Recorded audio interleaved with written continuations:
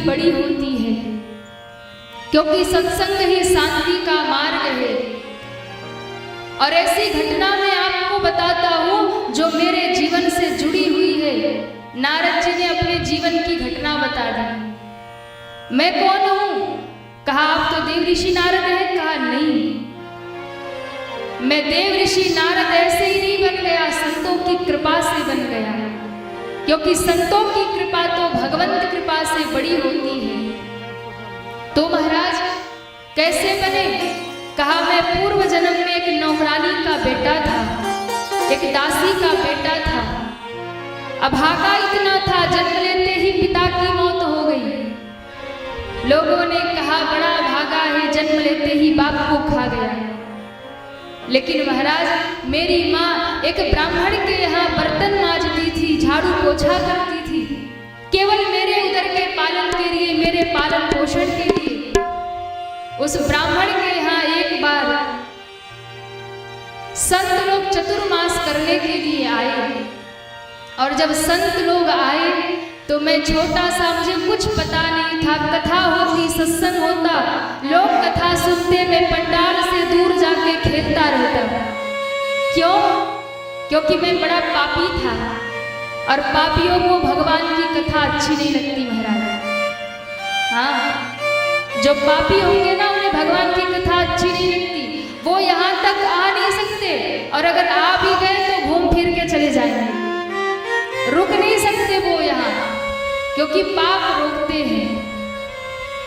तो फिर कृपा कैसे हो गई संतों की? कहा जरा सुनिए। दूर खेलता था, एक दिन दोपहरी में संतों ने भोजन किया। माँ ने जूठे पत्तल उठाए और फेंकने के लिए बाहर ले गई। मैं वही खेल रहा था, किसी संत के पत्तल में थोड़ी सी प्रसादी जूठी बची थी। मुझे भूख लगी थी, माँ पत्तल फेंक करके वापस गई। मैं चुपके से गया, वो बची हुई प्रसाद को मैंने ग्रहण कर लिया, और जैसे ही खाया, वो कहते हैं ना, जैसा खाओ अन्न वैसा होए मन, और जैसी पियो पानी वैसी बोलो बानी। महाराज संतों का प्रसाद मैंने खाया और मेरा पाप कम हो गया। पाप कम हुआ तो मैं आकर के पंडाल में बैठने लगा, और कथा सुनते सुनते जब वो संत क्या कह रहे मुझे समझ नहीं आता था, लेकिन कथा पंडाल में बैठता था। बैठते बैठते मेरे पाप थोड़े और कम हुए संतों के दर्शन से। मैं पीछे बैठता था, आकर के आगे बैठने लगा। और भगवान ने तो स्वयं कहा है, सन्मुख होई जीव मोहि जबहि, तो जन्म कोटि नासहि तबहि। भगवान के सन्मुख जो आता है उसके पाप नष्ट हो जाते हैं। उन संतों की कृपा हो गई, मुझे कथा समझ आने लगी। अब तो मैं उन संतों के पास ही बैठा रहता, खेलना भूल गया, खाना भूल गया, और जब संतों के पास बैठा रहता तो वो संत लोग मुझे काम बताने लगे। बेटा ये कर दे, बेटा वो कर दे, बेटा वो कर दे, और मेरी लगन लग गई उन संतों से। एक दिन वो संत जाने लगे, मैं उनके चरणों में लिपट के रोने लगा, बाबा आपके बिना अब मैं जी नहीं पाऊंगा। क्यों? क्योंकि अब मुझे तो जो आनंद दुनिया में आता था वो आनंद भगवान के चरणों में आने लगा, आपके संग में आने लगा। इसलिए आप मुझे अपने साथ ले चलिए। वो महात्मा मुझे लेके जाने को हुए। मेरी बूढ़ी माँ दूर बर्तन धो रही थी, देखा अरे ये साधु मेरे बेटे को ले जा रहे, तो वो माँ दौड़ी दौड़ी आ गई, बाबा यही तो मेरे बुढ़ापे की लाठी है, इसी के लिए तो मैं नौकर बनी हूँ, मैं इसी के लिए तो दूसरे के घरों में काम करती हूँ। इसे ही लेके चले जाओगे तो हम कैसे जिएंगे? इसलिए बाबा मेरे बेटे को ना ले जाइए। अब विचित्र दशा संतों के सामने बेटा कहता मैं आपके साथ नहीं गया तो मर जाऊंगा। माँ कहती बाबा अगर इसे ले गए तो मैं मर जाऊंगी।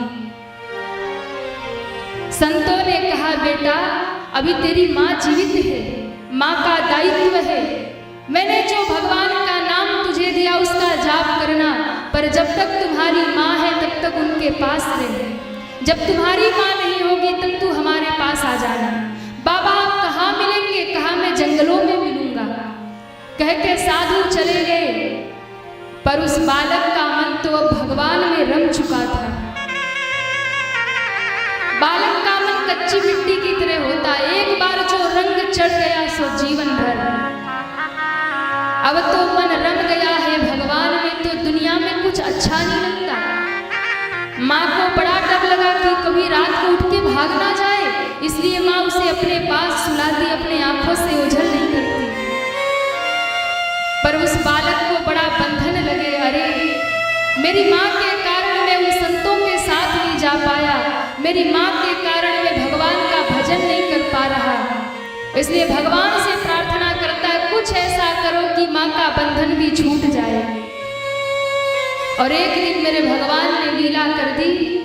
भोर में गौशाला में दूध दूहने गई है वो माँ, एक काले सर्प ने आकर के डसा, माँ की मौत हो गई।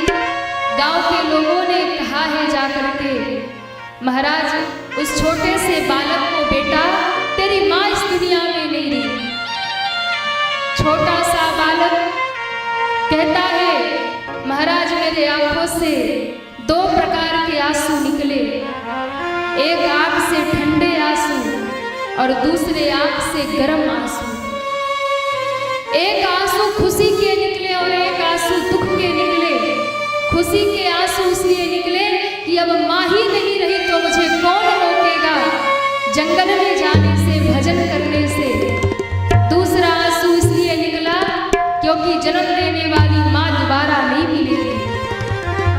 महाराज माँ का अंतिम संस्कार हुआ, छोटा सा बच्चा किसके पास रहेगा? चाचा कहे मेरे पास रह जा, बुआ कहे मेरे पास रह जा। वो छोटा सा बच्चा घर से निकल गया, किसी रिश्तेदार के पास, किसी परिवार वालों के पास रुका नहीं। क्यों? क्योंकि उसे भगवान के चरणों से नेह लग गया। घर से निकल गया, जंगल में पहुंच गया, समाधि लगाकर बैठ गया और घोर तपस्या की, सारा शरीर चींटियों ने खा लिया पर रस से मस नहीं हुआ। पूरा जीवन बीत गया, अंतिम समय आया, भगवान का एक क्षण के लिए दर्शन हुआ और जैसे ही एक क्षण के लिए दर्शन हुआ, नेत्र खुले, वो झांकी भगवान के सामने से विलुप्त हो गई। व्याकुल हो गया, प्रभु आप कहाँ चले गए? प्रभु आप कहाँ चले गए? प्राण निकलने को हो रहे, प्रभु एक बार दर्शन दीजिए। आकाशवाणी हो गई, बेटा इस जन्म में तुझे मेरा दर्शन नहीं होगा, तेरे सामने नहीं आ सकता। क्यों? अभी तेरे पाप बाकी हैं। तो कब दर्शन होंगे? कहा अगले जन्म में। जब तेरा अगला जन्म होगा, इस सृष्टि का लय होगा, तब तू ब्रह्मा की गोद से उनका बेटा बन के प्रकटेगा और बेटा मैं वचन देता हूँ, तू आंख खोलेगा तो तेरे सामने में खड़ा हो जाऊंगा। आहा, नारद जी कहते हैं, व्यास जी जो एक नौकरानी का बेटा था, जो आया का बेटा था, आज वो देव ऋषि नारद कैसे बना? ये बीड़ा जो मेरे हाथ में है ये कोई साधारण नहीं है। ऐसे ही देव ऋषि नारद नहीं बन गया, ऐसे ही बीड़ा हाथ में नहीं आ गई। कैसे आई? कहा जैसे ही आकाशवाणी सुनी मन को संतोष हुआ, चलो इतना तो कहा भगवान ने कि अगले जन्म में मिलूंगा। हाँ, हमें तो इस जन्म में भरोसा ही नहीं होता। 2-4 माला घुमा ली, 2 बार गुरु मंत्र का जाप कर लिया, गुरुजी फैक्ट्री में फायदा नहीं हो रहा, ये गुरु बेकार है, हमें भरोसा नहीं होता। पर उस बालक को देखिए, इतनी कठोर तपस्या करने के बाद बुढ़ापा आ गया, मरने को हो गया, पर भगवान ने कहा अगले जन्म में मिलूंगा, तो नाच रहा। इतना तो कहा कि अगले जन्म में मिलूंगा।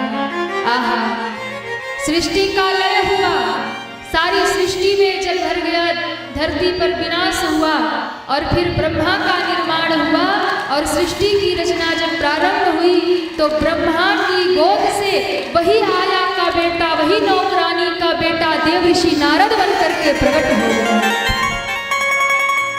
जैसे ही प्रकट हुआ, नेत्र खोला और जैसे ही नेत्र खोला तो सामने शंख चक्र गदा पद्म धारण किए हुए, पीतांबरी बनमाला तुलसी की माला धारण किए हुए, मंद मंद मुस्कुराते हुए चतुर्भुज नारायण भगवान सामने खड़े हो गए। बोले नारायण भगवान की, नारायण भगवान की। जैसे ही दर्शन हुआ, आज टकटकी लगाकर भगवान को देखने लगा। मंद मंद भगवान मुस्कुरा रहे, पर वो कुछ बोलता नहीं। भगवान ने कहा, बेटा कुछ मांग ले, क्योंकि मेरा दर्शन कभी निष्फल नहीं होता, कुछ मांग ले। हाथ जोड़ा, कहा प्रभु जब तक आपको देखा नहीं था तब तक तो बहुत कुछ मांगना था, अब आपको देखा कुछ मांगने को बचा नहीं। जिसे आप मिल जाए उसे क्या चाहिए, पर बेटा कुछ तो मांग ले। आज से तेरा नाम होगा देव ऋषि नारद। और महाराज जैसे ही नाम दिया उसने कहा, प्रभु मुझे कुछ नहीं चाहिए। भगवान बार बार कहते मांग ले मांग ले मांग ले, क्योंकि ब्रह्मलोक था तो माता सरस्वती कुछ दूर पे ही कमल आसन पे बैठी, वो बीड़ा हाथ में लेके तार छेड़ रही महाराज। माता सरस्वती कुछ बीड़ा की ध्वनि निकाल रही और वो मधुर मधुर आवाज कानों में बीड़ा की आ रही। भगवान बार बार कहते कुछ मांग ले कुछ मांग ले। नारद जी का ध्यान गया, सरस्वती जी को बीड़ा बजाते देखा। नारद जी ने कहा, प्रभु कुछ देना चाहते हैं? हाँ, अगर देना ही है तो वो माता सरस्वती की बीड़ा ला करके मुझे दे दीजिए। मेरे भगवान दौड़े हैं, माता सरस्वती के हाथ से वो बीड़ा लिया और लाकर नारद जी को पकड़ा लिया। नारद जी ने बीड़ा पाई, बड़े प्रसन्न, कहा करोगे क्या? कहा प्रभु आज से ये बीड़ा के तार दुनिया के बोल नहीं बोलेंगे, आज से इस बीड़ा को लेकर मैं आपका नाम गाऊंगा, आपका भजन करूंगा। क्यों? जो आनंद आपके भजन में है वो आनंद दुनिया में कहीं नहीं है। आपका नाम गाऊंगा। भगवान प्रसन्न हो गए। सब्सक्राइब करें हमारे YouTube चैनल साधना गोल्ड को और पाएं वीडियो सबसे पहले। और हाँ, बेल आइकन दबाना ना भूलें।